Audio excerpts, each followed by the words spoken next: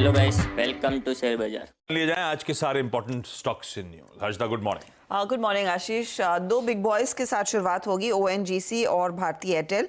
ONGC के case में numbers उम्मीद से काफ़ी बेहतर है और एक चीज़ है कि इनके ऑपरेटिंग एक्सपेंसिव कम हुए हैं तो वहाँ से कुछ मदद मिलती हुई दिखाई दी है।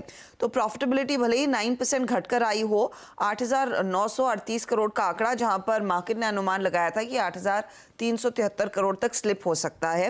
रेवेन्यू 2% बढ़ा है, 35,266 करोड़, अनुमान से ये भी बेहतर है। 7% एबिटा में ग्रोथ देखने को मिली, 18,617 करोड़ का ये फिगर है और मार्जिन 52.8% पर आए हैं, जहां पर इस बारी अनुमान था कि मार्जिन कॉन्ट्रैक्ट करेंगे और 50% के नीचे स्लिप होंगे। तो ये नंबर्स इनफैक्ट अच्छे हैं।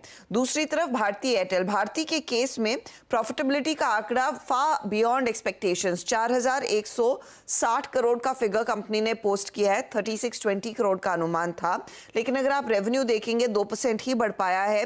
ये एब्सोल्युटली इन लाइन है 38,500 करोड़ के आसपास। एबिटा में भी 2% की ग्रोथ देखने को मिल रही है, 19,944 करोड़ पर। मार्जिन 51.8% पर आए हैं, एक्सपेक्टेशन 52.2% की थी। तो भारती के केस में थोड़ा सा म्यूटेड क्वार्टर आप कह सकते हैं, थोड़ा सा फीका क्वार्टर, यानी कि आरपूस 211 रुपए के आसपास कंपनी ने किए हैं डिलीवर।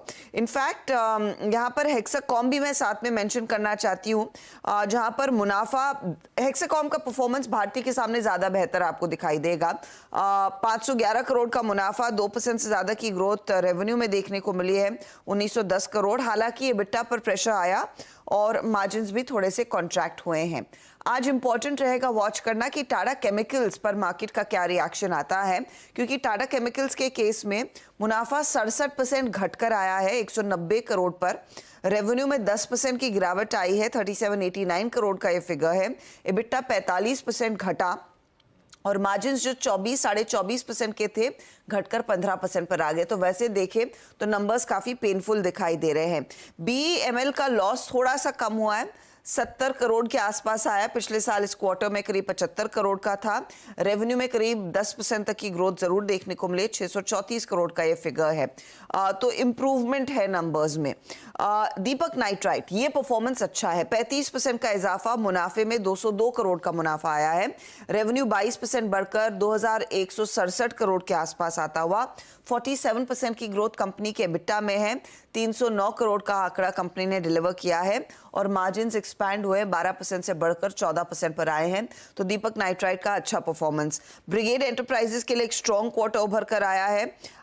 यहाँ पर स्नाइडर इलेक्ट्रिक के लिए एक स्ट्रॉन्ग क्वार्टर उभर कर आया है। मदरसन सुमी वायरिंग आज रेडार पर रहेगा, वहां पर एक स्ट्रॉन्ग क्वार्टर उभर कर आया है। तो ऐसी कई कंपनियां जहां पर नतीजे अच्छे हैं।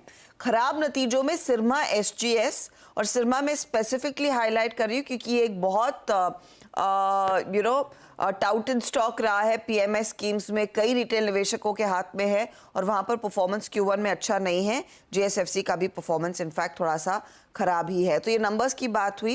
एस्टर डीएम के सीईओ नितिन शेट्टी ने रिजाइन कर दिया है, तो वो एक सेटबैक है कंपनी के लिए। लुपिन को एक शोकॉज नोटिस मिला है महाराष्ट्र जीएसटी अथॉरिटी की तरफ से, 672 करोड़ वसूलना चाहते हैं। और बायोकॉन को एक एस्टैब्लिशमेंट इंस्पेक्शन रिपोर्ट मिली है इनके वाइजैक एपीआई फैसिलिटी के लिए, वो स्टॉक भी